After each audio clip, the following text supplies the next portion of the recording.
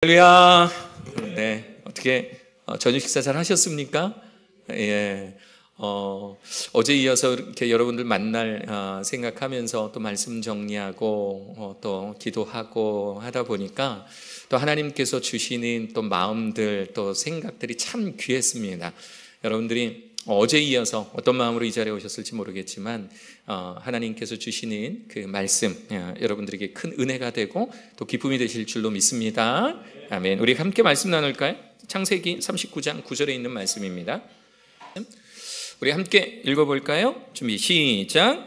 이 집에는 나보다 큰 이가 없으며 주인이 아무것도 내게 금하지 아니하였어도 금한 것은 당신뿐이니 당신은 그의 아내임이라. 그런즉 내가 어찌 이 큰 악을 행하여 하나님께 죄를 지으리까. 아멘. 오늘 이 말씀을 가지고요, 형통한 자의 주권 경외함이라는 제목으로 함께 말씀 나누고자 합니다.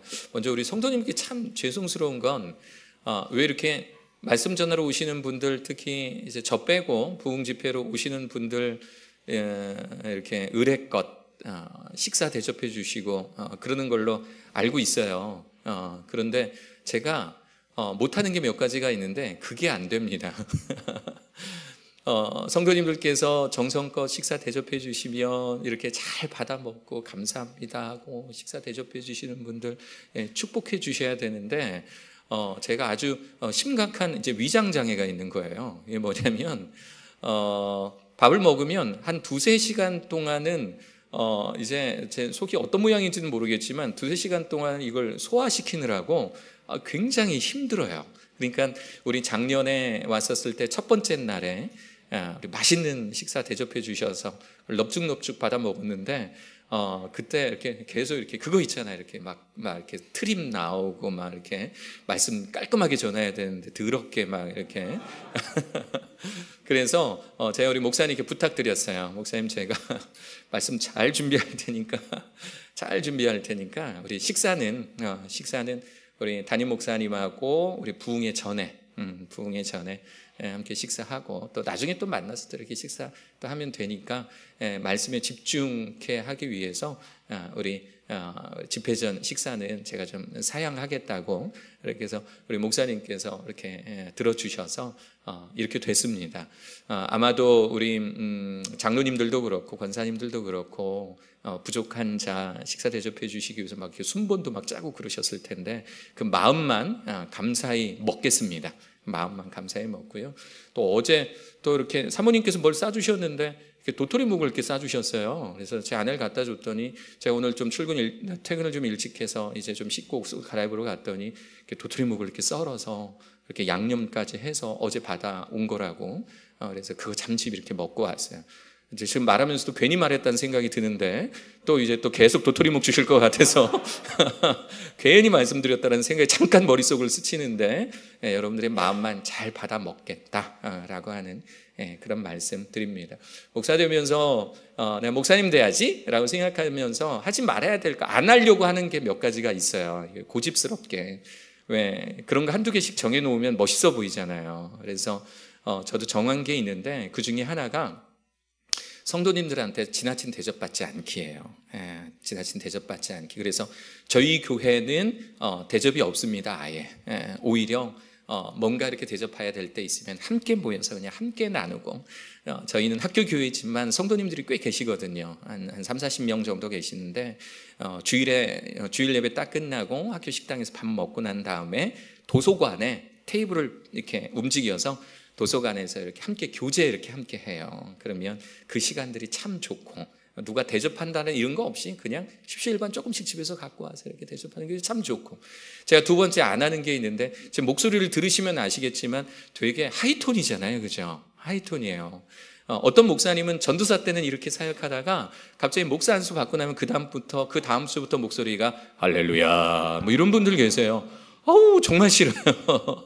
정말 싫어요. 그리고 저는 뭐 청소년들과 함께 살기로 결심한 사람이기 때문에 아이들 앞에서 그냥 이렇게 말씀도 좀 재밌게 전하려고 노력하고, 이제 무게 잡지 않고, 무게를 안 잡아도 무겁거든요. 그러니까 무게 잡지 않고 그냥 그렇게 말씀 전하는 자로 살아야겠다라고 생각해서 목소리가 이렇습니다. 그래서 여러분들 이 점 감안해 주시고 저를 좀 이해하고 말씀을 드리면 은혜가 될 것 같아서 이 말씀을 드립니다. 어제 여러분들 말씀 듣고 어떤 생각이 좀 드셨어요? 제가 보기에는 기대하고 오셨다가 실망하고 돌아간 듯한 눈빛이었어요. 주제가 형통함인데 형통함의 일체의 비결, 여러분 혹시 그거 원하시지 않으셨어요? 형통할지어다 막 하면서 막 불 받고 주여서 형통함의 비밀을 알았어 그러면서 막 전하고 그러실 줄, 그런 기대로 혹시 오시지 않으셨습니까? 그런데 어제 전포되어진 말씀이 사각팬티 얘기하고 형통함에 대한 정의 제대로 내려지지 않고 우리가 갖고 있으면 창피할 줄 모르고 살아가는 사람이 된다, 이런 말씀을 전하고 했을 때에 여러분들은 어떻게 그것이 여러분들의 것이 되었습니까? 저한테는 매우 중요한 정의였어요. 저희 부끄러움, 팬티 입고 하루 종일 돌아다녔던 저희의 그 부끄러움을 노출해가면서 이야기 말씀드린 이유가 뭐냐면, 우리가 크리스찬 신앙인으로서 살아가면서 그런 창피한 경우들 참 많거든요. 저는 이걸 어떻게 아이들한테 전할까를 수없이 많이 고민했어요. 그래서 막 여러 가지로 막 박스, 상자도 만들어서, 아마 여러분들 지난해에 믿음의 상자라는 그 개념을 여러분들에게 설명드렸을 텐데 내일이나 모레 또 나올지 모릅니다. 믿음의 상자를 설명을 드리면서 우리가 이 안에 하나님을 가두어 놓으면, 하나님은 이런 분이야 라고 그냥 우리 스스로 그 안에 가두어 놓으면 제대로 내려야 한다가 어제의 말씀이었던 겁니다. 형통함은 내 뜻대로 되는 게 형통함이 아니라고 말씀드렸어요. 내 마음대로 되는 게 아니라고 말씀드렸어요. 내가 기도하는 대로 주여 이렇게 되기를 원합니다. 예수님의 이름으로 기도하면 모든 것이 이루어진다 하였으니 예수님의 이름으로 기도했습니다. 아멘! 이라고 기도한다 해서 그대로 이루어지는 것 아니라 말씀드렸어요. 작년에 전했던 말씀일 텐데 예수님의 기도도 이루어지지 않은 적이 있었거든요. 이 잔을 내게서 물리시옵소서, 돌리시옵소서라고 기도했을 때 이루어지지 않았어요. 오히려 예수님 그 뒤에 어떻게 기도하셨어요? 나의 원대로 마옵시고 누구의 뜻대로 하옵소서? 아버지의 뜻대로 하옵소서. 다시 말해서 하나님 앞에 서심을 선택한 거잖아요. 내 뜻대로 되는 게 형통함이 아니라 하나님 앞에 서 있음을 선택한 기도가 예수님의 기도였거든요. 그러니까 우리가 주님 안에서, 하나님 안에서 형통함을 누리는 축복을 받기 위해서는 주님 내 기도대로 반드시 이루어 주셔야 돼요. 그래야 나 형통하다라고 인정을 할 거예요. 이건 아닌 거예요. 주님 내가 원하는 대로, 내가 기도하는 대로 이루어 주셔야 돼요. 저 이 대학 꼭 가야 돼요. 저 대학 꼭 가야 돼요. 하나님 제가 나중에 유학 갔다 와서 이런 회사에 이렇게 취직할 거예요. 꼭 그렇게 되게 해주세요. 그렇게 되지 않는 것이 하나님 없다라고 말하는 이런 불상사가 일어나기 전에 우리들의 형통함의 기준을 바로 세워야 한다라는 겁니다. 하나님께서 내 삶을 인도하심이 형통함이라는 것.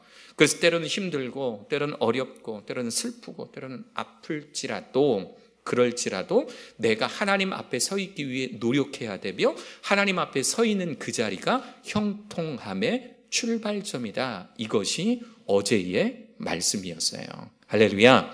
동의되시는 분들만 아멘 큰 소리를 해볼까요? 할렐루야. 아멘. 힘들고 어려운 상황, 또 죽을 만큼 고통스러운 상황 가운데서도 하나님 앞에서 서는 것, 이거 잊으시면 안 됩니다. 절대 잊으시면 안 돼요.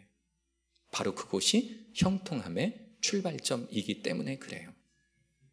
오늘 집에서 도토리묵 먹고 옷 갈아입고 그리고 이제 나오는데 신호대기 잠깐 하는데 카톡이 왔어요. 무슨 카톡인가 봤더니 장문의 카톡이 온 거예요. 장문의 카톡. 누가 이렇게 길게 보냈어? 하고 이렇게 딱 보니까 어제 제가 장례식 가서 우리 학생 졸업한 동문 어머님이 교통사고로 돌아가셨다 그랬잖아요. 그 아이가 저한테 카톡을 보냈더라고요. 장문의 카톡. 내용이 이거예요. 어머님 돌아가셨다라고 했을 때 염려했던 일이 일어났었어요. 돌아가셨다고 이야기 들었을 때 하나님 그렇게 원망이 되더라는 거예요. 아니 암 고쳐주셨을 때는 언제고, 그리고 우리 엄마 되게 착하신 분인데 우리 엄마 이제 대학교 이제 그 강사로 나가시면서 만나는 사람마다 당신이 믿는 하나님에 대해서 그렇게 열심히 전하는 그런 어머님이었는데 우리 엄마를 그렇게 데려가 혹시 하나님 안 계신 거 아닌가라는 그런 의심과 원망과 뭐 이런 마음을 가지고 엄마의 장례식을 준비했다라고 하는 거지요. 그리고 졸업했는데 졸업한 학교에서 신경 많이 안 쓰잖아요. 그런데 저희는 교장 선생님 가시고 이사장님도 해외에 계셔서 못 가셨지만 이제 조문 화한 이제 보내시고 또 저희는 교장 선생님 뭐 생활교육 원장님 우리 문모세 목사님 김소호 목사님 여러분 아시죠? 또 우리 교감 선생님 뭐 행정부장님 저 포함해서 또 어머님들까지 약 30여 분이 가서 그 자리를 가득 메워서 그렇게 예배 드렸거든요. 그리고 제가 어제 전했던 말씀이 예수님께서 제자들에게 내가 너희를 위하여 하늘나라의 처소를 예비하려고 하노라라는 그 말씀 전하면서 우리가 어머님의 죽음 너무너무 슬프지만 솔직히 어떤 말로 위로할 수 있을지 나는 잘 모르겠지만 그러나 하나님께서 저 예비한 처소에 우리 어머님 가셨고 우리도 그거 소망으로 바라봐야 한다라는 말씀 전했을 뿐이에요. 저는.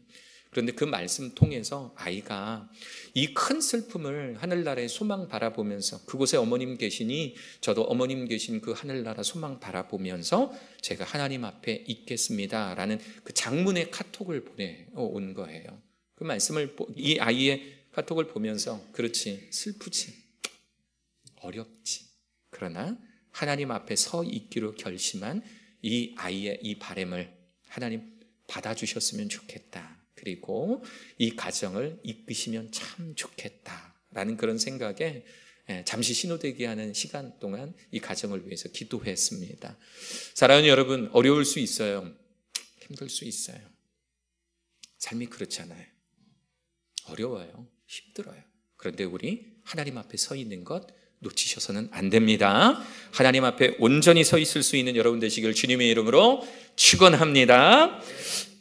지난달에 성탄절 예배 마치고 미국 갔어요. 미국 가서 이제 미국에서 이제 우리 7학년 학생들이 이제 중학교 1학년 학생들이 미국 이제 전 지역에 뭐 동부, 서부, 중부 이렇게 흩어져 있거든요. 그러면 겨울 방학이잖아요. 겨울 방학 때 홈스테이 그 가정에서 할 것 없이 그냥 그러고 있느니 차라리 좀 불러가지고 모아가지고 미국 한 곳 지역에서 모여서 거기서 이제 투어도 하고 뭐 영성 수련회도 좀 하자 해서 이제 열흘간의 일정으로 출발한 겁니다. 근데 미국 전역에 있는 아이들을 모아야 되잖아요. 아이들이 미성년자니까 비행기를 타려면 보호자가 있어야 되는 거예요. 그러니까 어떻게 하냐면 저희 방법이 이래요.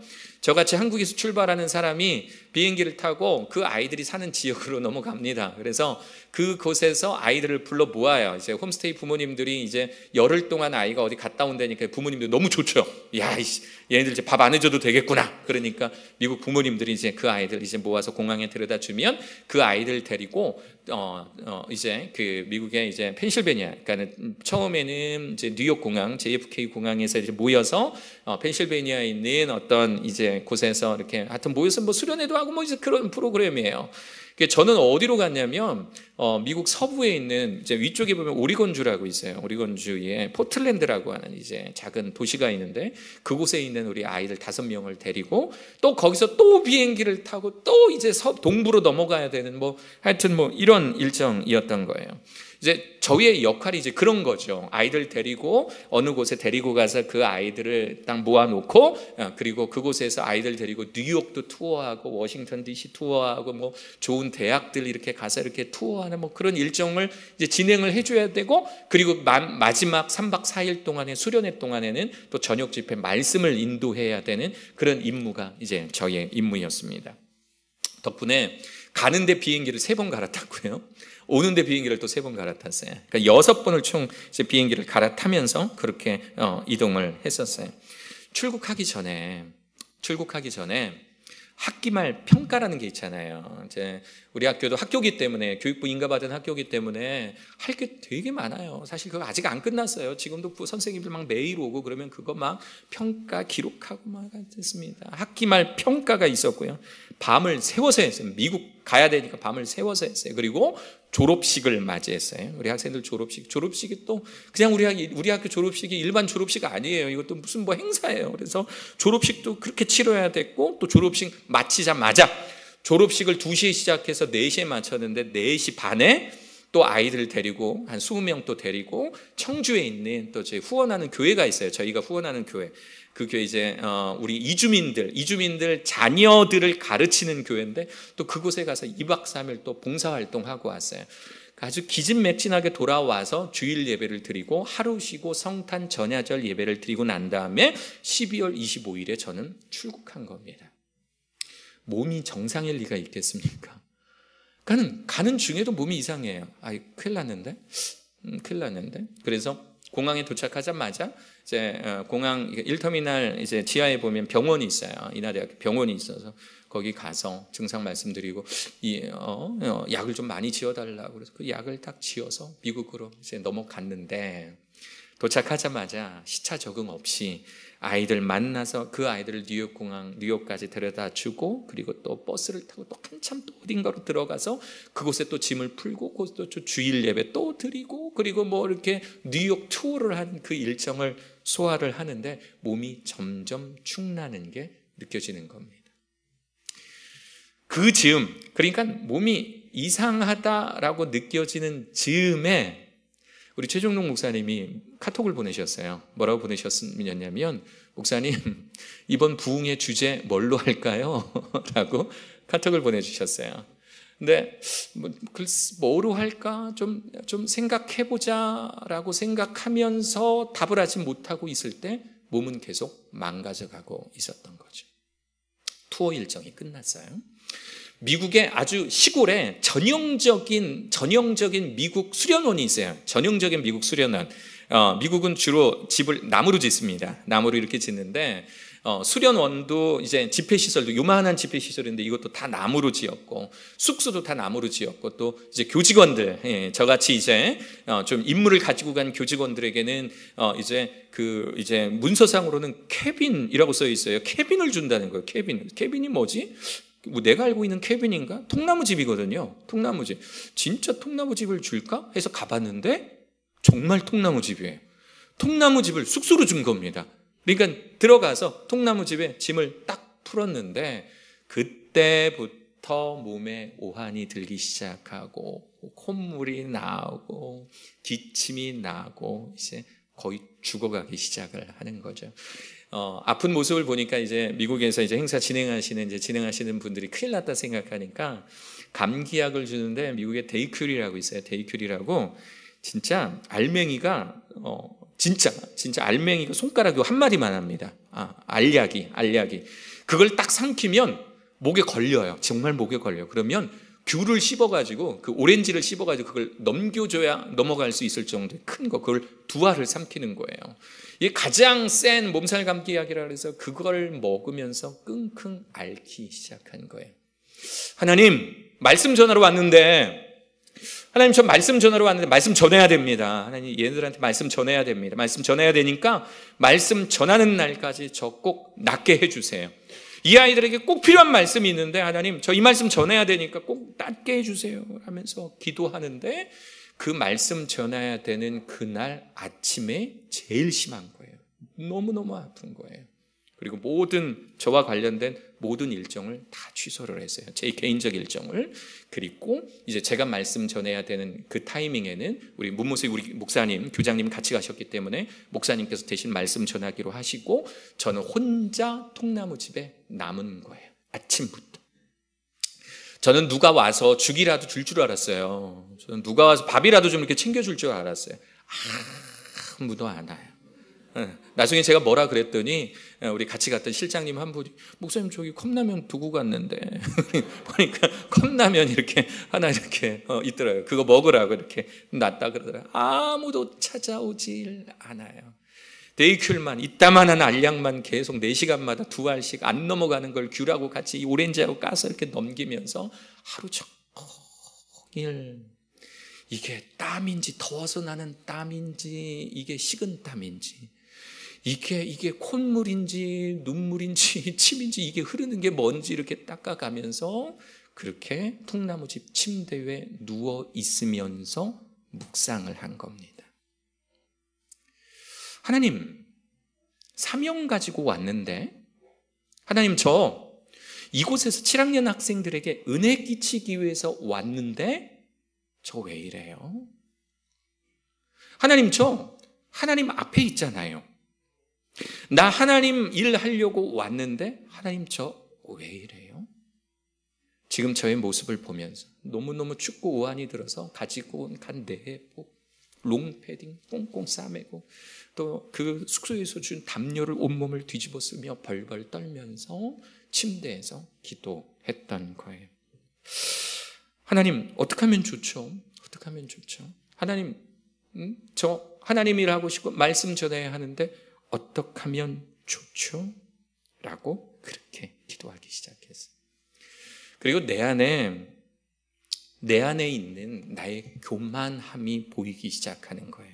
어떤 교만함이었냐면 사람들에게 인정받고 싶어하는 욕구가 많거든요. 열심히 하고 싶었어요.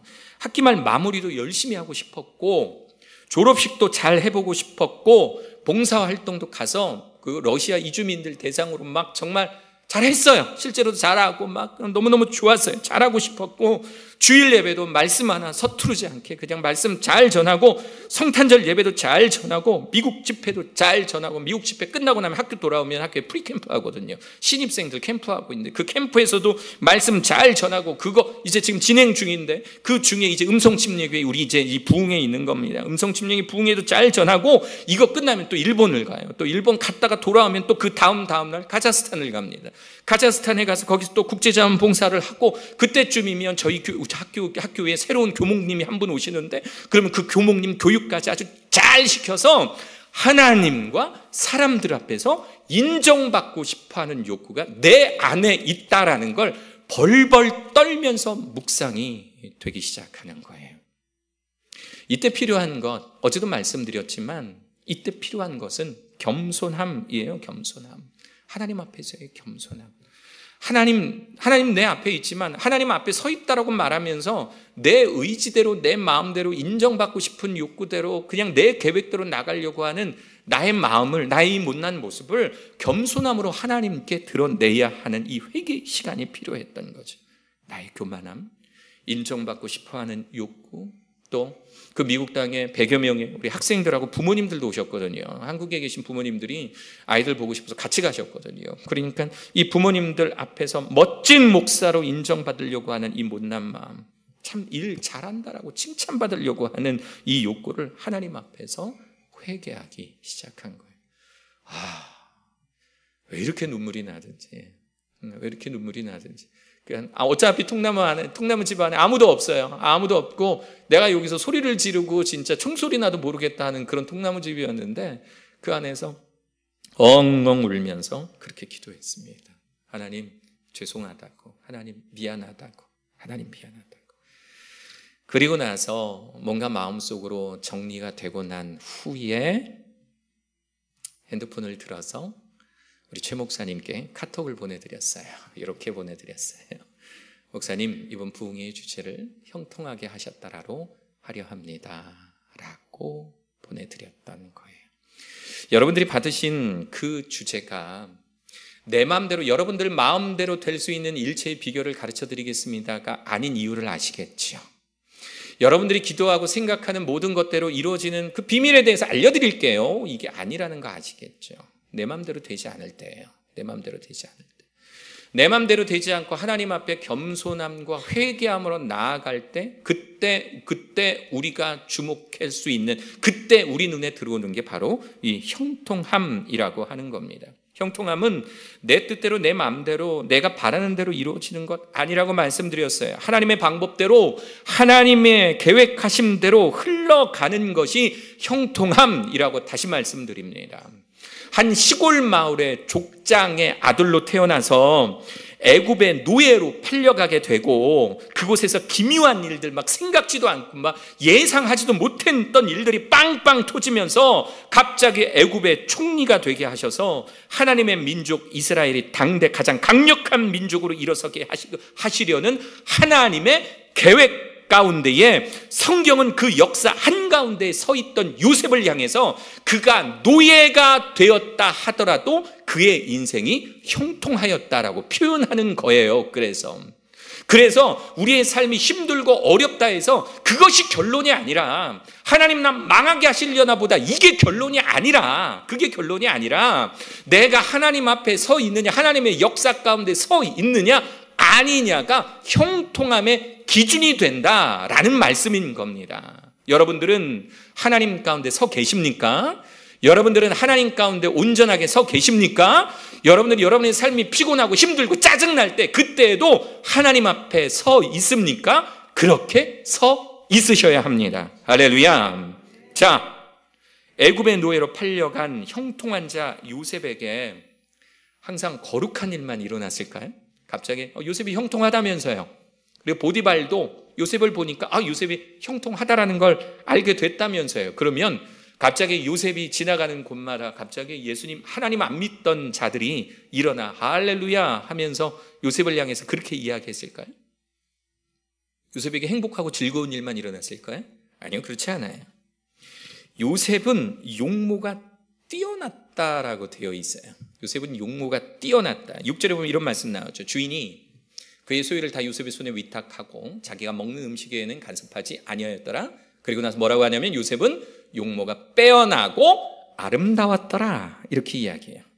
잘생기거나 예쁜 사람은 되게 고달파요. 그렇죠? 예, 그렇죠. 여러분 경험하셨잖아요. 예, 그렇죠. 고달파요. 그죠? 힘들어요. 그죠? 그냥 잘 못생겼으면 좋겠어. 차라리 그런 거 다 경험하셨잖아요. 예, 저도 경험 많이 했어요. 힘들더라고요. 힘들더라고요. 요셉도 그랬어요. 그의 집 주인 이 보디발의 아내가 잘생긴 요셉을 보고요, 성적으로 유혹하기 시작합니다. 음란한 여인이었던 거죠. 음란한 여인.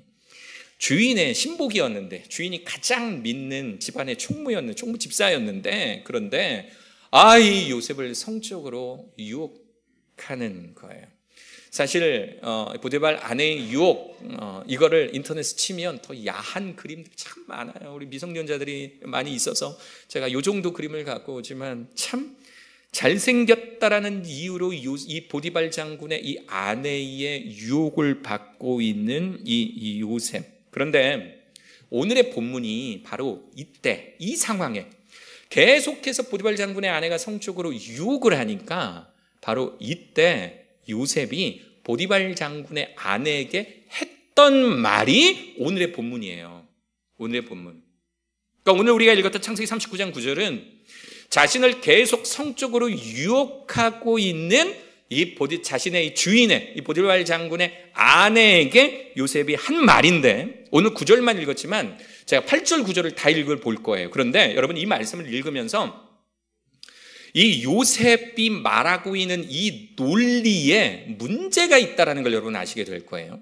제가 이제 말씀을 한번 읽어볼 거예요. 그런데 읽어볼 텐데 이 요셉의 말이 국어적으로, 그러니까 논리적으로, 문법적으로 뭔가 아주 큰 오류가 있다라는 걸 아시게 될 거예요. 8절, 요셉이 거절하며 자기 주인의 아내에게 이르되 내 주인이 이 집안의 모든 소유를 간섭하지 아니하고 다 내 손에 위탁하였으니 이 집에는 나보다 큰 이가 없으며 주인이 아무것도 내게 금하지 아니하였어도 금한 것은 당신뿐이니 당신은 그러니까 주인의 아내임이라. 그런즉 내가 어찌하여 이 큰 악을 행하여 밑줄 깨 죄를 지으리까, 이렇게 되어 있죠. 그렇죠? 저도 글을 좀 써보는 사람이고, 저도 학교에서 아이들 가르치는 사람이고, 또 일주일에 준비하는 설교의 양도 상당하기 때문에 제법 글 좀 쓴다고 막 이렇게 자부하고 있는데요. 이 글을 쓰는 사람들은 알아요. 지금 그 전에도 보면 주인이 반복되고 있어요. 우리나라 말로는 주인 또는 주인을 상징하는, 예상할 수 있는 그라는 말이 4번 나오지만 영어 성경을 보면 주인이라는 단어가 5번, 6번이 반복이 됩니다. 계속 주인이에요. 그러면 저 밑줄 친 저 부분, 내가 어찌 이 큰 악을 행하여 밑줄 깨 죄를 지으리까 할 때 저 밑줄에는 뭐가 들어가야 정상입니까? 주인이 들어가야 정상이죠. 주인이 나를 신뢰했고, 주인이 나를 좋아하고, 주인이 나를 형통한 자로 보고, 주인이 나를 높이 평가해서 내가 히브리 노예임에도 불구하고 주인께서 나에게 이 모든 집안의 모든 것을 맡겨주셨는데, 그런데 내가 넘지 말아야 될 선이 있는데 그게 바로 당신, 그의 아내인 당신입니다. 그런즉 내가 어찌하여 이 큰 악을 행하여 주인께 죄를 지으리까? 이렇게 나가면 맞잖아요, 그죠? 이게 논리잖아요, 그죠? 우리 국어 좀 배운 사람, 글 좀 읽거나 쓸 줄 아는 사람들은 그게 논리라는 걸 알잖아요. 그런데 요셉은 뭐라고 대답하냐면 어찌 이 큰 악을 행하여 누구에게? 하나님께 죄를 지으리까? 라고 이야기하고 있어요. 하나님께 죄를 지으리까? 하나님. 요셉은요, 노예로 팔려왔지만 하나님께서 자신과 늘 함께 하신다는 거 알고 있었어요. 이게 중요한 부분이에요. 자신 노예로 팔려왔어. 벌써 그 구덩이 속에 빠지고 이제 노예로 팔려왔어. 그런데 하나님께서 함께 하신다는 것을 알고 있었던 사람이에요. 아버지 야곱의 집에 있을 때도 하나님 자신과 함께 있었고, 구덩이 속에 빠져 갇혀 있을 때도 하나님 함께 계셨고, 노예로 팔려갔을 때도 하나님 함께 계셨고, 보디발 장군의 집에 노예로 팔려갈 때도 하나님 함께 계셨고, 가정의 총무로 세워짐을 받을 때도 하나님 함께 계셨고, 지금 이 순간 보디발 장군의 아내를 만나는 지금 이 순간에도 하나님 함께 계시다라는 것을 늘 인정하며 살았던 사람, 그것이 요셉이에요. 좋은 일이 있을 때만 하나님 함께 계시는 것이 아니라 반대로 또 나쁜 일이 있을 땐 나를 보호해 주시는 그때만 하나님 함께 계시는 것이 아니라 나의 삶 모든 순간에, 이게 중요합니다. 나의 삶 모든 순간에 하나님 함께 계심으로 어떻게 하나님께 죄를 지을 수 있겠습니까? 라고 고백하는 자, 그것이 형통한 자, 요셉의 모습인 거예요. 저는 그러니까 하나님 늘 나와 함께 계셔. 하나님 나를 창조하셨고 이 세상은 하나님의 주관하심 가운데 이루어지며 나는 하나님의 것이야. 나의 주인은 하나님이시야 라는 것을 인정하는 것. 저는 이것을 다른 말로 경외함이라고 이야기해요. 뭐라고 표현한다고요? 다시 한번 뭐라고 표현한다고요? 경외함을 영어로 찾아보면, 영어 성경을 보면 그냥 fear라고 돼 있어요. fear, 두려움이라고 돼 있어요. 아니요, 틀려요. fear가 아니에요.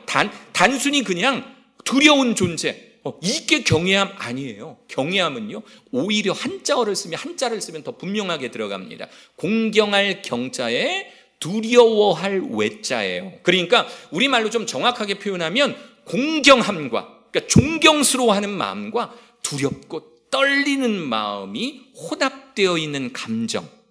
어떤 느낌인지 아시겠죠? 그렇죠? 좀 어려운 단어지만 우리는 알아. 한자어에 익숙해져 있는 우리는 이 감정이 뭔지 알아. 막 너무너무 존경스럽고 너무너무 공경하지만, 그러나 그 존재가 너무 크고 너무 위대해서 두렵고 떨리는 마음, 이게 경외함이라고 부르는 거예요. 요셉은 경외함이 있었던 거예요. 요셉은 하나님께서 나와 함께 하시니까 너무 좋아. 나의 보호자야. 나의 멘토시야. 하나님께서 나를 보호하시는 나의 보호자 하나님이시야. 그런데 그 하나님이 두렵고 떨리는 거죠. 어떻게 이 하나님 앞에서 내가 죄를 지을 수 있겠습니까? 이게 바로 경외함이라는 거예요. 요셉은요, 감히 하나님이 싫어하는 짓을 저지르는 것 원하지 않았어요. 주인 마님의 마음에 들어서, 성적 유혹에 못 이기는 척 넘어가서, 그러면 주인의 마음에도 들고 주인 마님의 마음에도 들고, 이렇게 생각할 수 있는 그 상황이었겠지만 요셉은 기준은 딱 하나예요. 하나님 앞에 서서 보니 하나님께서 분명히 싫어하는 그 음란함의 덫에 걸리지 않기로 요셉은 결심했던 거죠. 이게 바로 경외함이라는 겁니다. 크리스찬으로서, 그러니까 예수 그리스도를 주인으로 모시는 삶은 우리가 하나님의 형통하심을 누리기 위해서는 가져야 할 조건이 있는데, 그것이 바로 경외함이라고 하는 겁니다. 우리가 하나님의 형통함을 누리기 위해서 가져야 되는 조건 중에 하나, 매우 중요한 조건이 바로 이 경외함이라는 거예요. 하나님을 존경하면서 친근히 여기면서도 또 즐거워하면서도 한편으로는 그분의 위엄 앞에서 두렵고 떨리는 마음을 가져야 하는 것, 바로 이것이 경외함이라고 하는 겁니다. 제가 저희 집이 그렇게 부유하지 않다 그랬잖아요.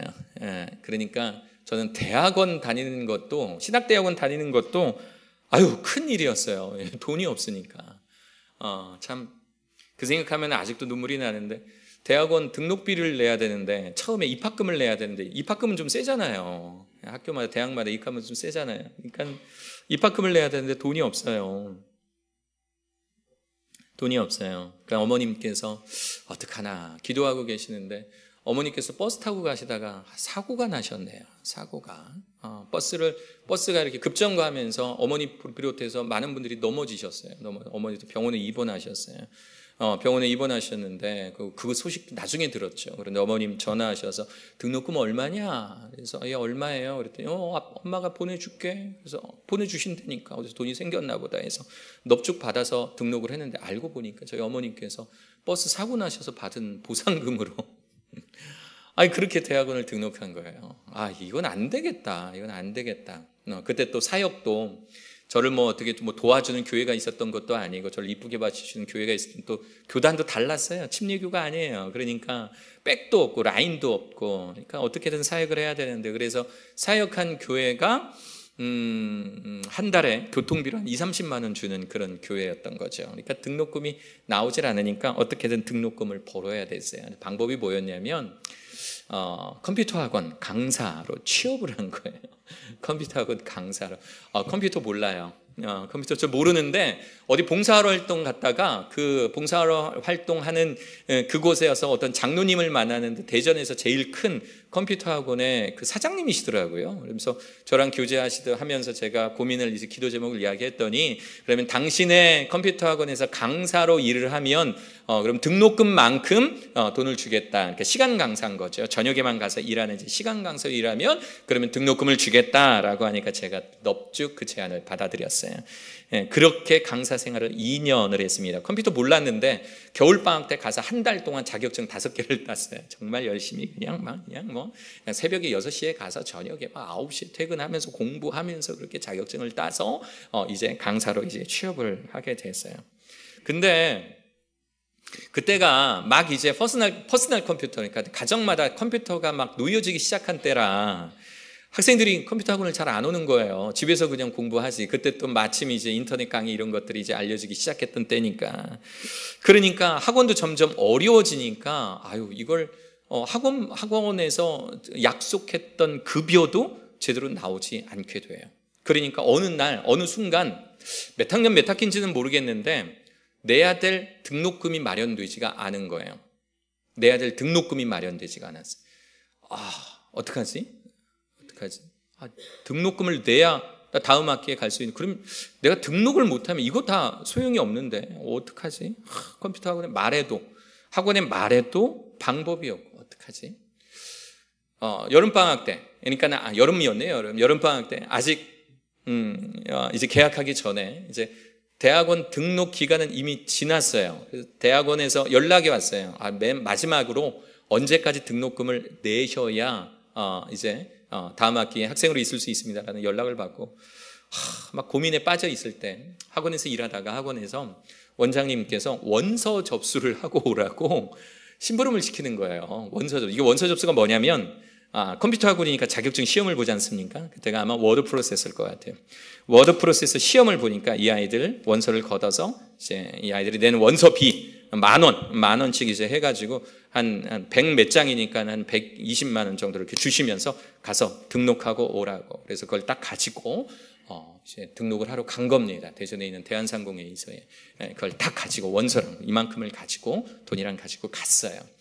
원서 접수하는 창구에서 저를 이렇게 보더니 학원에서 오셨어요? 이렇게 물어보는 거예요. 왜냐하면 원서가 이만큼 있으니까. 그러니까 개인적으로 와서 접수하는 사람들이 있고 학원에서 와서 그냥 단체로 접수하는 사람들이 있는데, 단체로 100장을 내버리면 뒤에 개인적으로 오신 분들은 접수를 못 하잖아요. 그러니까 저처럼 학원에서 온 사람들은 따로 방을 만들어서 직원 한 명이, 뒤에서 일하던 직원이 일어나서 따로 접수를 받아주는 거예요.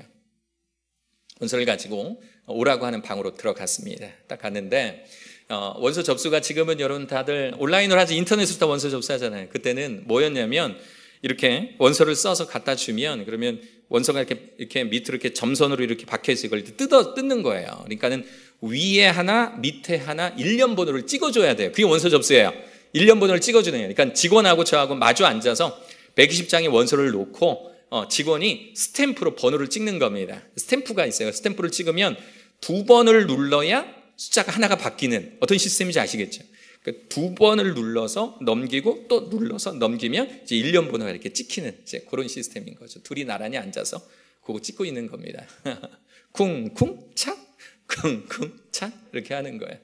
근데 직원이 이게 찍다가 앞에 앉아 있는 직원이 찍다가 아이씨 잉크가 떨어졌네. 선생님 잠깐만 기다리세요 하고 나갔어요. 직원이 나갔어요. 그러니까 그 방에 저 혼자 남은 겁니다. 그 방에 혼자 이렇게 남아서 할 게 없으니까 인테리어도 이렇게 보고 가구는 뭐 쓰나 이렇게 보는데 한쪽에 방 한쪽 구석에 가방이 하나 있는데요. 가방이 반쯤 열려 있어요.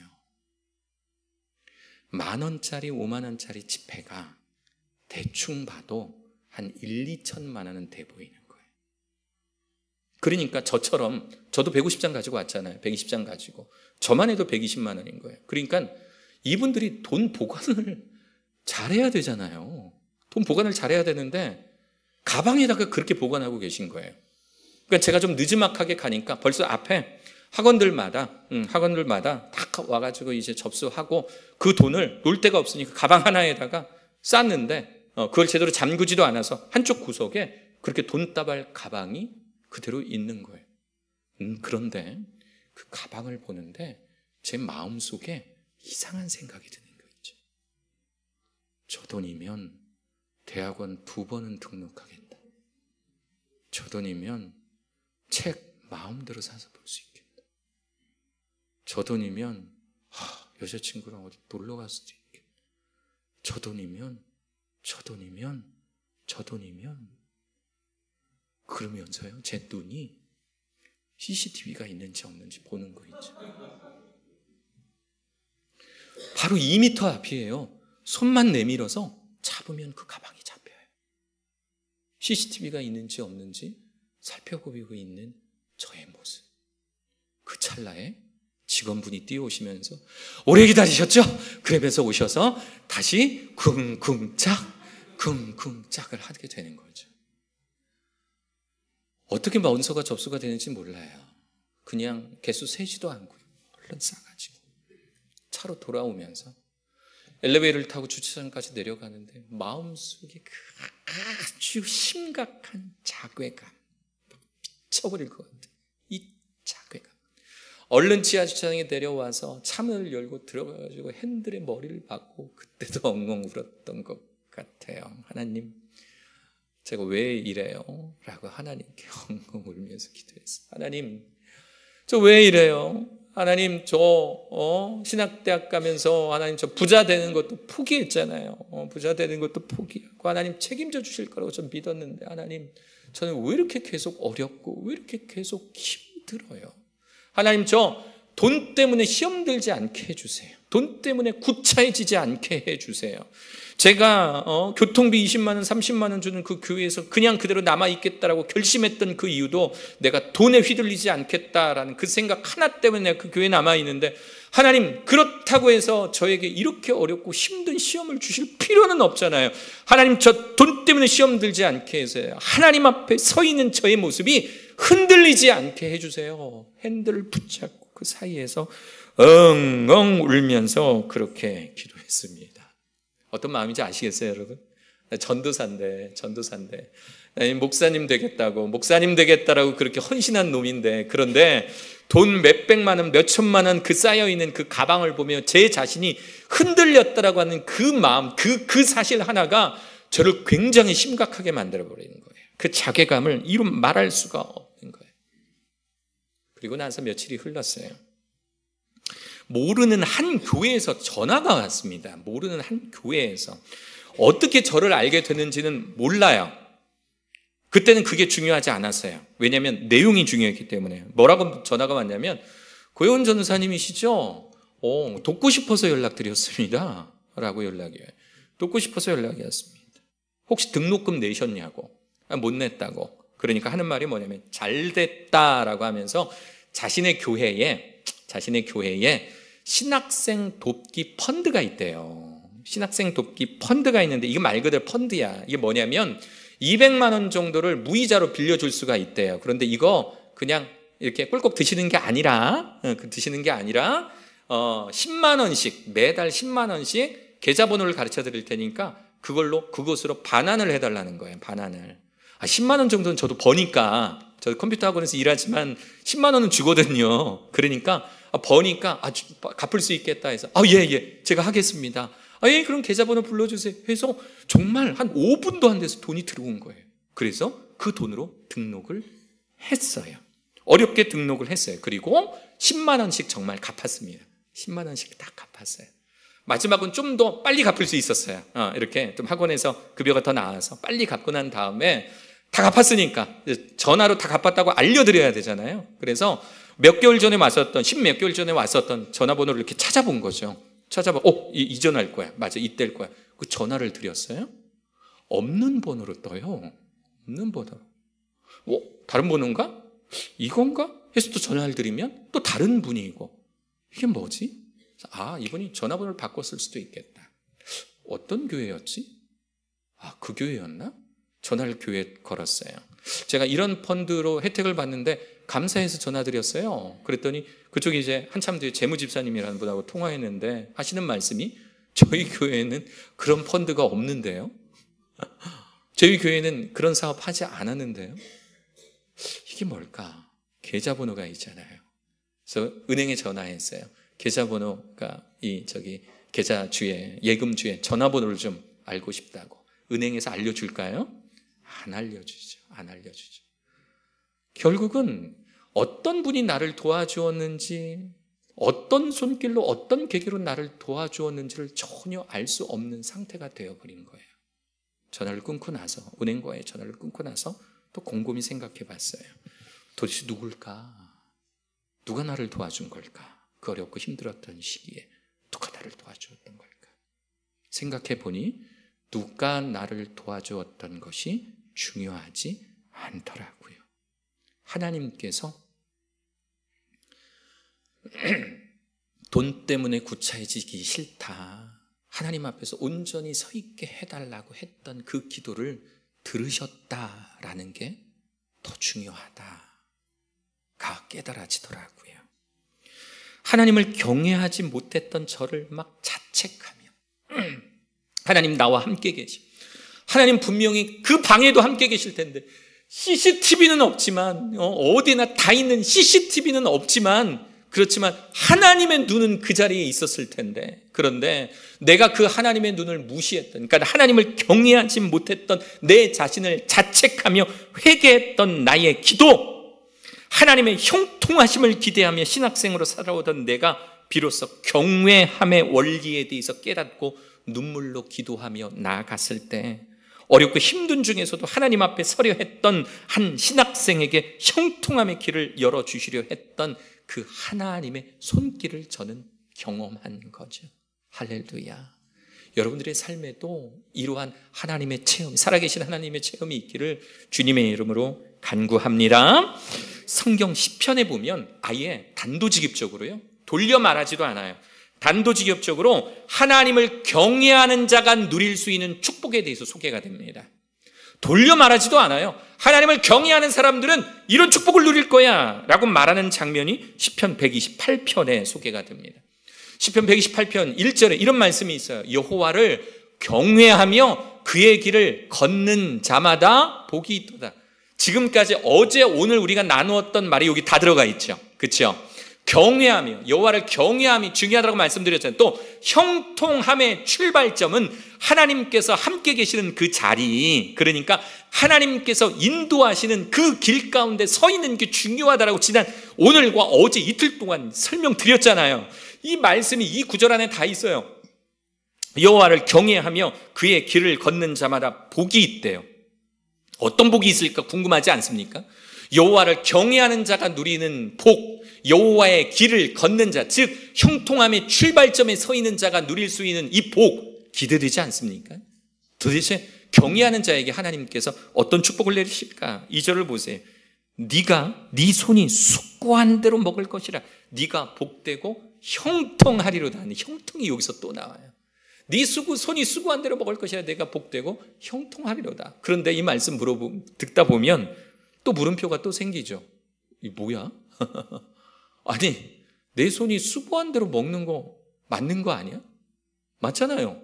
내가 수고한 대로 얻는 거, 내가 열심히 한 달 동안 열심히 일하면 그럼 급여를 받고, 내가 열심히 뭔가를 기르면 그럼 그것이 자라서 열매가 맺히고 그것을 내가 얻는 거, 이거 당연한 거 아니야? 라고 느끼실 수 있겠지만, 그런데 생각해 보면 수고한 대로 못 먹을 때가 많아요. 특히 농사를 지어보신 분들은 아시죠? 농사를 지어보신 분들은 수고한 대로 얻지 못할 때가 많아요. 저희 아버지 어머님이 인천에서 고생하시고 이제 거의 80이 다 되셨을 때 귀농하셨어요. 귀농. 논산으로, 지금 이제 연산이라는 곳인데 논산으로 귀농하셨어요. 또 어머님이 또 부침성이 좋으시니까 이제 좋은 교회에 가셔서 성도님들하고 친해지셨나 봐요. 그러니까 저희 아버님 어머님하고 이제 같이 살갑게 잘 지내시던 분이 집 옆에 큰 밭이 있는데 그 밭을 몇 년 동안 묵고 있으니까 어머니 아버지 이제 이렇게 쉬엄쉬엄 농사 한번 지어보시라고 그걸 빌려주신 거예요. 어머님 아버님 이야기를 하시더라고요. 그래서 그래, 몇 평 정도 돼요? 그랬더니 1000평이라는 거예요. 무슨 빌려도 1000평을 빌려요. 근데 중요한 건 저희 아버님 어머님이 80대라는 게 문제인 거죠. 그러니까 아버님 어머님이 이제 거기 어떤 농사를 지을까 막 계획하는 걸 제가 엿듣게 됐어요. 그러더니 고추 농사를 지어보시겠다라는 거예요. 고추 농사를. 그걸 제가 또 옆에서 들었잖아요. 그렇죠? 그때는 결혼도 하기 전이었거든요. 이거 내가 또 들었어. 이거 어떡하지? 어떡하지? 그래서 이제 그때 제가 사역지가 전라남도 광주였는데 이제 쉬는 날 월요일마다 쉽니다. 월요일마다 올라와서 이제 부모님 농사 짓는 걸 도와드리는 거예요. 일단 몇 년간 그냥 묵힌 땅이니까 잡초가 그거 가가지고 낫질도 할 줄도 모르는데 이거 낫질하면서 막 호미질하면서 1000평을 다. 갑자기 제가 열심히 일하는 모습을 보더니 아버지께서 즐거우셨나 봐요. 옆집에서 관리기를 하나 빌려오셨더라고요. 관리기 뭔지 아시죠? 다 아실 거예요, 그죠? 관리기를 이렇게 빌려오시는 거예요. 이걸 한번 돌려보래요. 해보래요. 아버지가 아들을 키운 게 아닌가, 소를 키웠구나 라는 그런 생각을 하며 관리기로 또 열심히 그 땅을 다 일궜습니다. 그러니까 자갈도 있는 거예요. 그래서 관리기로 열심히 땅을 한번 엎고 난 다음에 자갈을 또 1000평을 다 긁어냈어요. 자갈을 다 긁어내고 조그만 리어카에다가 거기다가 자갈 다 이렇게 해서 다 갖다 버리고, 그리고 고추 농사 지으신 분들은 아시겠지만 이거 쌓아야 되잖아요. 고랑 파고 쌓아야 되잖아요. 그걸 또 관리기로 그걸 또 했어요.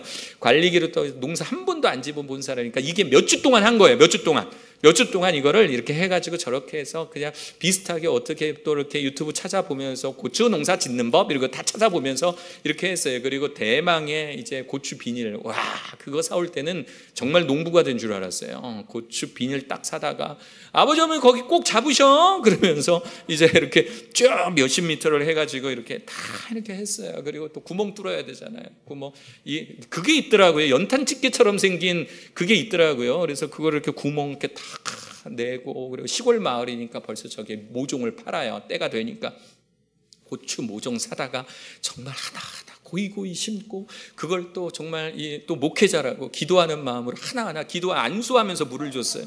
주여 잘 자라게 하옵소서, 주여 잘 자라게 하옵소서. 그러면 또 이렇게 물을 탁 주고, 그리고 나서 또 월요일 저녁에 또 교회로 돌아가고, 그러면 또 일주일 동안 기진맥진하면서 이렇게 살다가 또 월요일 되면 또 와서 또 그 농사를 또 짓는 겁니다. 그렇게 열심히 농사를 도와드렸어요. 제가 졌어요. 제가 농사를 그렇게 잘 졌어요. 그런데 교회도 바쁘잖아요. 여름이면 바쁘잖아요. 여름 성경학교 있고 학생들 수련회 있고 바쁘잖아요. 그러니까 여름에 한동안 제가 못 찾아뵌 거예요. 못 찾아뵙고 그렇게 있다가 그때가 이제 이른 추석이었던 해여가지고 제가 이른 추석 때 부모님 댁에 이제 간 거죠. 가서 이렇게 있다가 고추 농사가 생각난 거예요. 고추밭이. 그래서 아버지 고추 어떻게 됐어요? 고추? 왜냐면 그 고추 이렇게 빨갛게 익은 고추 따다가 우리 막 이제 김장하고 막 이런 상상을 했거든요. 아버지, 고추 어떻게 됐어요, 고추?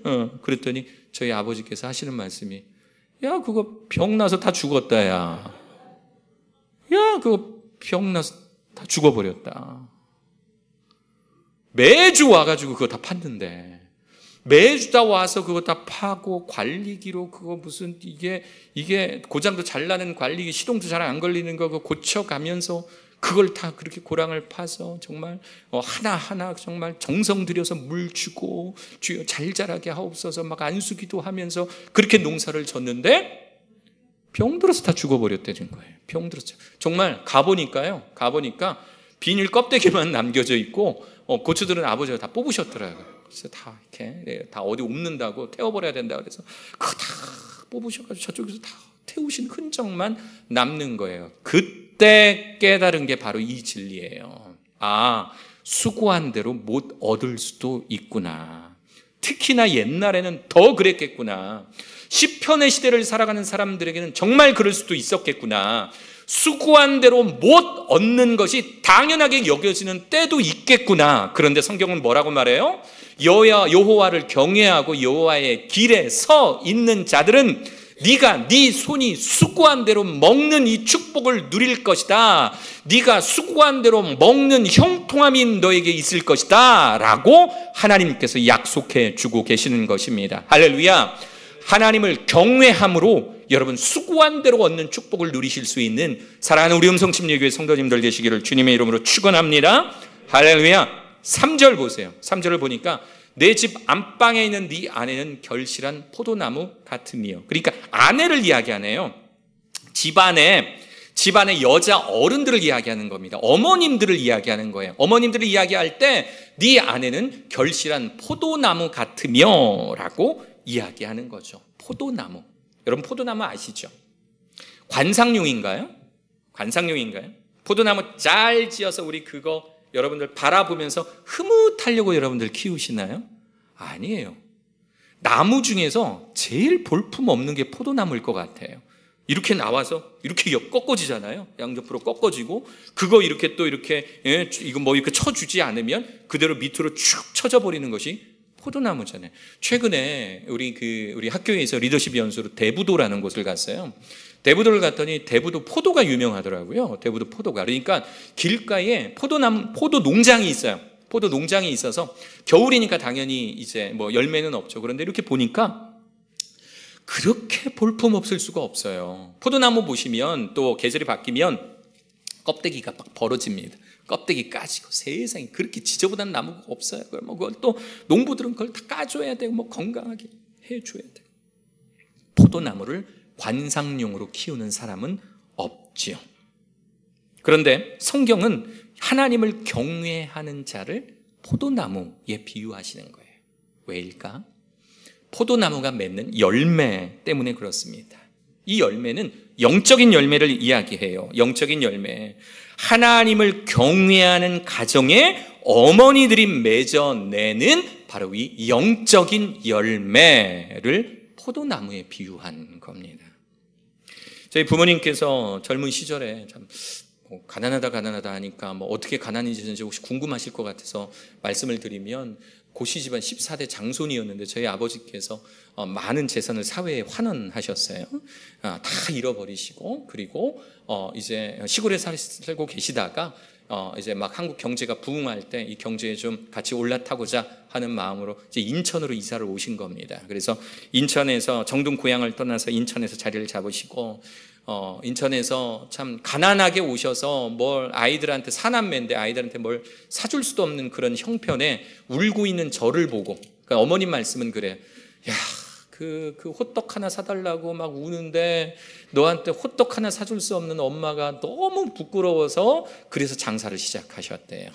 그래서 아들이 호떡 먹고 싶다 그랬으니까 호떡이라도 좀 마음껏 먹여보자 해서 시작하셨던 것이 포장마차에서 호떡 구우시는 장사를 먼저 시작하신 거예요.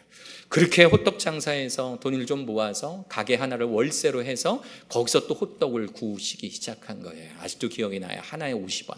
하나에 50원 호떡을 굽는 겁니다. 호떡 여러분 아세요? 어떻게 굽는지? 예, 호떡 이렇게 밀가루에다가 거기다 이제 효소 많이 넣어서 이렇게 부풀어 오르죠. 그러면 그 반죽을 전날 저녁에 하면 아침이면 이만큼 이제 부풀어 올라요. 그러면 그걸 이제 이렇게 해서 기술이에요. 손에다가 엄청나게 식용유 이렇게 많이 묻혀가지고 이렇게 하죠. 이렇게 떠가지고 아낌없이 흑설탕을 갖다 넣습니다. 그렇죠? 아낌없이 뭐 먹는 사람 건강은 그것까지 어떻게 내가 돈 버는 게 중요하지. 뭘 이렇게 다른 사람 이거 먹어서 죽을까 뭐 비만에 걸릴까 그 상관없어요. 그냥 아낌없이 흑설탕을 갖다 넣고 그걸 이렇게 묶어주죠. 묶어줘서 이렇게 또 이렇게 식용유 잘잘 거리는 그곳에 놓고 그걸 또 이렇게 누르고 뚜껑을 덮으면 이제 맛있게 호떡이 구워지는 거죠. 저희 그 어머님께서 항상 하시는 게 있는데 뭐냐면 월요일부터 장사하시잖아요. 그러면 매일 첫 번째 들어오는 1,000원짜리는 하나님 거예요. 매일 첫 번째 들어오는 지폐는 1,000원짜리는 하나님 거. 그러니까 저희 어머님께서 이제 주일에 헌금을 하시는데 첫 열매 헌금이라고 해서 1,000원짜리는 무조건 손님한테 1,000원짜리를 받았다. 그러면 그건 하나님 거예요. 그럼 어떻게 하시냐면 1,000원짜리를 딱 받으시면 그걸 가지고 가세요. 이제 가정집이 딸려 있는 방이니까 그러면 가셔서 어머님 가방을 이렇게 기름 묻으셨으니까 이렇게 닦으시면서 여셔서 성경책을 이렇게 여시고 성경책에다 1,000원짜리 하나를 이렇게 딱 집어넣으시는 거예요.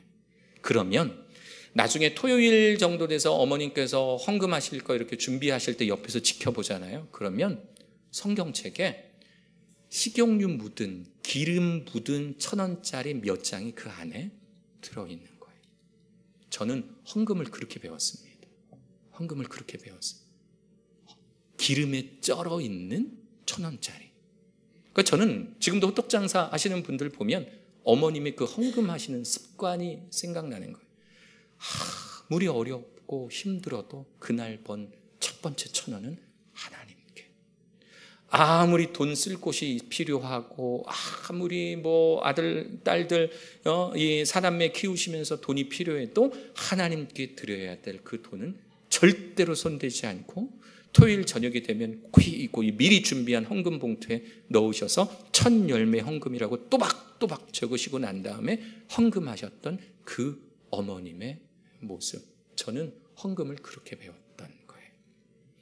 그러니까 어머님은 당신이 장사하고 있는 이 어려움 중에서도 하나님 함께 계시다는 걸 알고 계셨던 거죠. 그리고 당신이 하나님께 서원했던 하나님, 우리 집에 그날 처음 들어오는 1,000원은 하나님 겁니다 라고 약속하는 그 순간에도 하나님 함께 계셨고 그 약속을 지키는지 안 지키는지 지켜보시는 이도 하나님이시라는 경외하는 마음이 있었기 때문에 지금도 틀림없이 하나님께 첫 열매 헌금을 그렇게 고이고이 드리셨다는 거예요.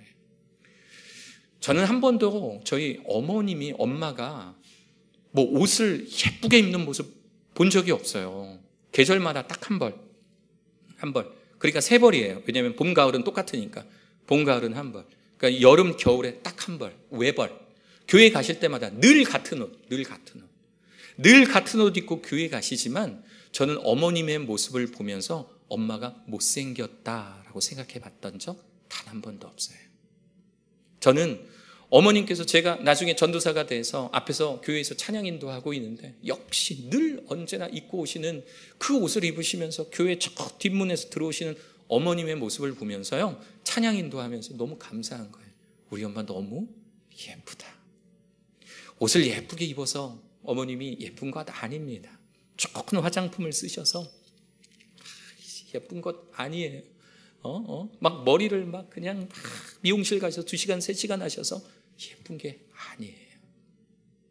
포도나무와 같다라고 성경에서 표현한 이유는 그 어머님이 신앙의 유산, 하나님을 경외하는 신앙의 유산을 자녀들에게 물려주었기 때문에 그 영적인 열매가 자녀들에게 고스란히 전달되었기 때문에 그래서 어머님이 이쁜 거예요. 그래서 포도나무와 같다라고 이야기하는 겁니다. 사랑하는 우리 음성침례교회 성도 여러분, 자녀들에게 물론 돈 많이 있으시면 많이 물려주세요. 그런데 돈 물려주는 것보다 믿음의 유산 물려주는 것이 가장 훌륭한 영적 가르침임을 기억하실 수 있는 여러분 되시기를 축원합니다. 돈 물려주면 싸우더라고요. 돈 물려주면 많이 싸우더라고요. 막 없는 살림 가운데서도 뭐 엄마가 뭐 몇 천만 원 뭐 몇 억 남겨놨다고 그거 엄마 돌아가실 때 네 거네 내 거네 하면서 싸우더라고요. 그래서 저희 사남매는 어머님 아버님 돌아가셔도 물려받을 게 없다라는 이 마음의 평안함이 있어서 그런지 몰라도 명절 때마다 만나는 어머님 아버님으로부터 전해 내려오는 이 믿음의 유산이 너무 감사한 거예요. 지금도 어머님과 가끔 통화하면 고목사, 내가 고목사 위에 기도한다. 성도와 학생들에게 또 교직원들에게 선한 영향력 끼치는 그런 목사님들하고 내가 기도한다 라고 말씀하시는 어머님의 유산, 포도나무와 같은 여러분 되시기를 주님의 이름으로 축원합니다. 마지막 3절 후반부를 보니까 이런 말이 있죠. 네 식탁에 둘러앉은 자식들은 어린 뭐와 같다? 뭐와 같다? 감람나무가. 아니, 많은 나무들 중에서도 왜 감람나무라고 표현할까요? 나무들 많잖아요. 그런데 왜 감람나무라고 표현할까? 감람나무 이렇게 생겼어요. 감람나무는요, 현대 우리가 쓰는 말로는요, 올리브나무라고 이야기를 해요. 올리브나무예요, 올리브나무. 이 나무의 열매를 기름으로 짜면은요, 음식에 풍미를 더하는 그런 식재료로 쓰입니다. 또 상처난 곳에 바르면 상처난 곳을 소독할 수 있고 정화할 수 있고 치료할 수 있는 그런 치료의 기능까지 있는 아주 특효의 나무예요. 그런데 이렇게 쓸모 있는 감람나무가 열매를 맺기 위해서는요, 그 감람나무를 심고 나서 적어도 7년, 많게는 10년의 시간이 흘러야 저 정도의 열매가 맺힐 수가 있어요. 신기한 건 나무의 열매가 맺히기 전까지는요, 자, 이제부터 나무의 열매가 맺힐 거야 라고 하기 전까지는요, 단 한 개의 열매도 맺히질 않는데요. 단 한 개의 열매도 맺히질 않는데, 그때가 되기 전까지는 아무 열매도 맺지 못하고 그저 땅속의 영양분만 먹고 쪽쪽 빨아먹고 살다가 바로 그때가 되면 한 나무에 수백 개, 수천 개의 열매가 열리는 것이 바로 이 감람나무다라고 이야기하는 겁니다. 저도 아이를 키우고 있지만 이 녀석이 언제 사람 될까 걱정될 때가 참 많아요. 여러분들 중에 그런 분들 계시잖아요. 그렇죠? 아이가 다 커도 이 녀석 언제 사람 될까?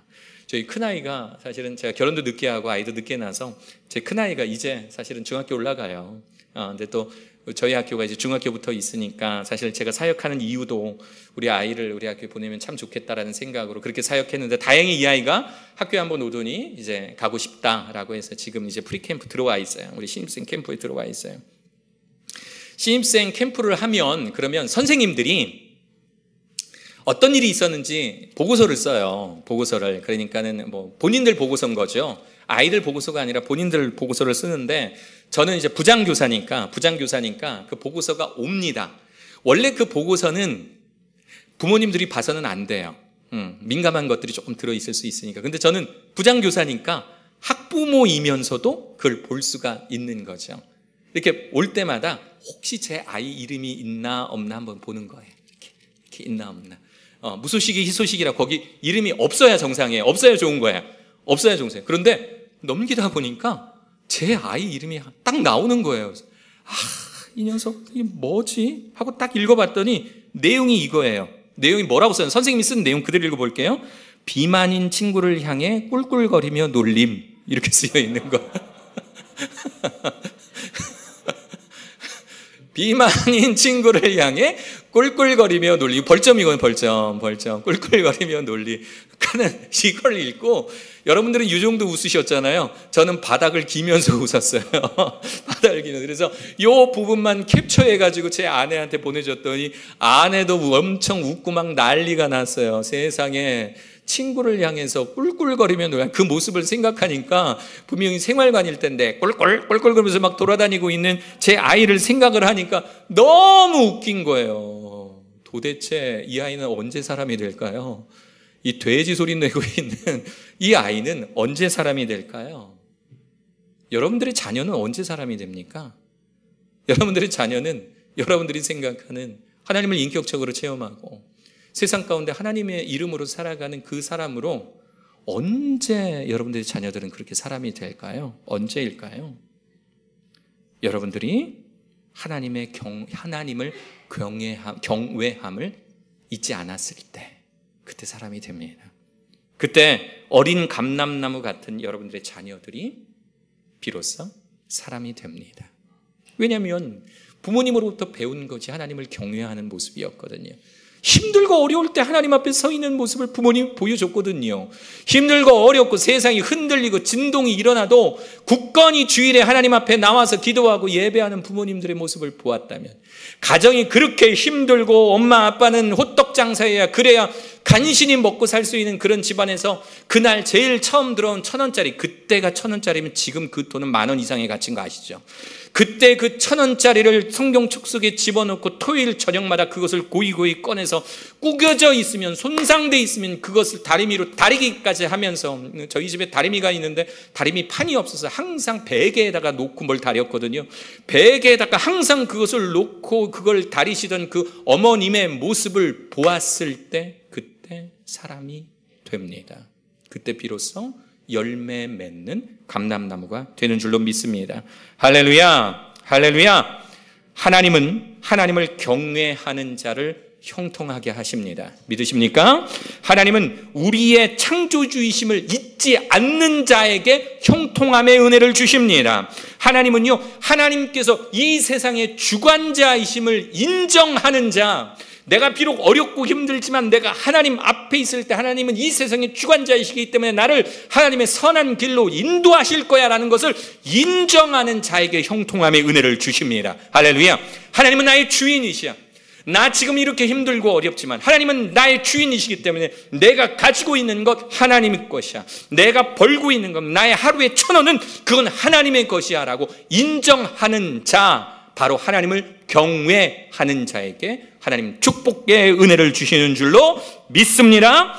하나님을 경외하는 자에게 축복 주시며 형통하게 하심을 잊지 않는 여러분, 세상이 흔들리고 삶이 피곤하고 삶이 여러분들을 공격해 올지라도 그래도 하나님 앞에 온전히 서 있는 자로서 형통함의 은혜를 누리실 수 있는 여러분 되시기를 주님의 이름으로 축원합니다. 아멘.